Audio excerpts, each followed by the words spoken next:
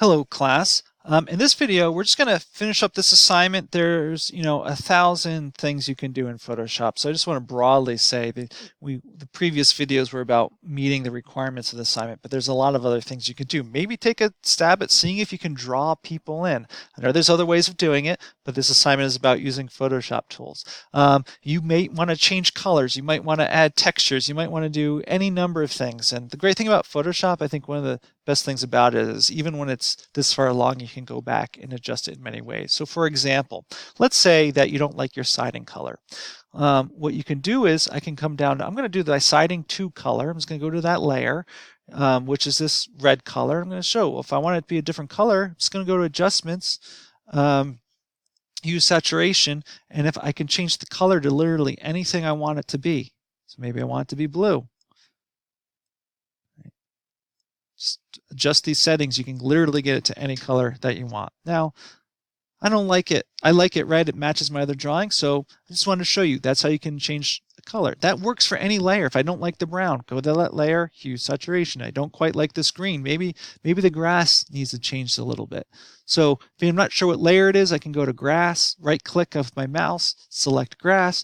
I can go image, adjust, hue, saturation. Or really I can adjust any of these settings might work. If I want to change color, that is one way sort of doing it if I want the grass to be darker.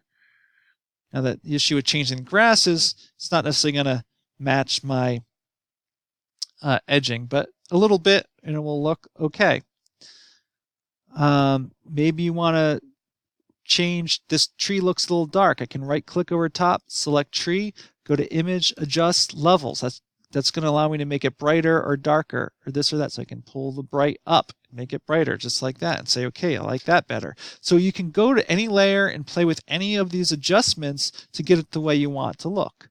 Another thing you can do is you go to any layer, let's say maybe like siding. I'm going to go to siding 1. Maybe what I'll do is we looked a little bit at this with the grass previously, but maybe I'll just like burn in, let's make things a little bit darker as needed, just to add a little bit of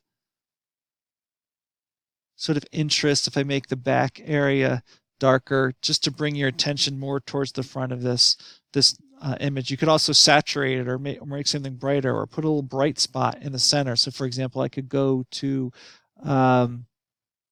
sponge tool and I could make it more saturated, and let me get a bigger paintbrush here, and I could try to paint on with my mouse a little zone in here. Now that's too bright. I need to turn that down, so I'm going to undo that. But I could make a bright spot right in the front of my drawing. Turn down the brightness a lot on that, just again to pull my eye right to that area in the front of my drawing here. Right, so those little textures and changes can be quite interesting and important. It takes a lot of time. It takes a lot of patience. It's almost like painting to doing those things, but they can really sort of add in and make the drawing sort of feel sort of nice. So you can do that. You can try anything you want to take this drawing above and beyond and sort of make it your own. Just try using, for this assignment, all Photoshop tools.